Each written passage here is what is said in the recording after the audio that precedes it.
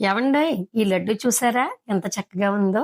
పిల్లలకి పెద్దలకి అన్ని కూడా ఐరన్ కాల్షియం అన్ని కూడా చక్కగా పట్టేటట్టు లడ్డు. మంచి లడ్డు చూపిస్తున్నానండి. వెంకీ మల్లేశ్వరి కిచెన్ స్వాగతం అండి. మనం చేసుకోబోయే రెసిపీ నువ్వు లడ్డు చేస్తున్నాను. ఒక పాన్ పెట్టి 2 టేబుల్ స్పూన్ పల్లీలు వేసి చక్కగా దోరగా వేయించుకోవాలండి. పక్కకి తీసేసి పొట్టు తీసుకుని పక్కన పెట్టుకోవాలి. ఒక పల్లెల్లో వేసానండి.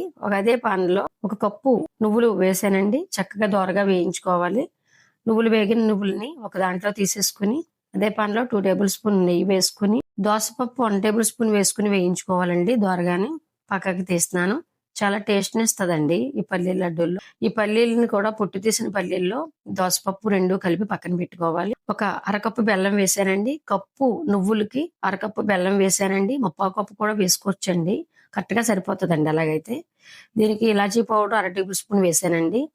ఏమీ కూడా బెల్లం పాకం రావసరం వద్దండి. కరిగితే చాలు. వేగిన నువ్వుల్ని ఈ బెల్లంలో వేసుకుని చక్కగా కలుపుకుంటున్నానండి. అంతేనండి. చాలా సింపుల్ అండి ఈ రెసిపీ. ఐరన్ కాల్షియంతో పాటు ఎముకలు దృఢంగా ఉండి పిల్లలకు కూడా చాలా హెల్దీగా ఉంటదండి. చక్కగా హెల్దీ లడ్డు అండి. ప్రతిరోజు కూడా చిల్డ్రన్స్ కి పిల్లలకి ఒక్కొక్క లడ్డు ఇచ్చినా మనం తిన్నా కూడా జాయింట్ పెయిన్స్ కాదు షుగర్ అన్ని కూడా తగ్గించి చాలా కాలుష్యాన్ని ఇచ్చే లడ్డు అండి. దోసపప్పును కూడా వేసి కలిపేసి ఉండ చుట్టుకోవడం అంతేనండి. చాలా సింపుల్ అయిన చాలా ఆరోగ్యమైన హెల్తీ లడ్డు అండి. శీతాకాలం అయితే మంచి ఆరోగ్యాన్ని ఇస్తదండి ఈ లడ్డు. శీతాకాలం చాలా బాగుంటది. వేడి కూడా ఉంటది తినడం వల్ల. నువ్వుల వల్ల నడుము బలం కూడా చాలా బాగుంటదండి. పిల్లలకైనా పెద్దవాళ్ళకైనా రక్తహీనత కూడా తగ్గిస్తుందండి. రక్తం పడుతుంది ఈ లడ్డు తింటే. మన ఛానల్ ని సబ్స్క్రైబ్ చేసుకుని సపోర్ట్ చేయండి.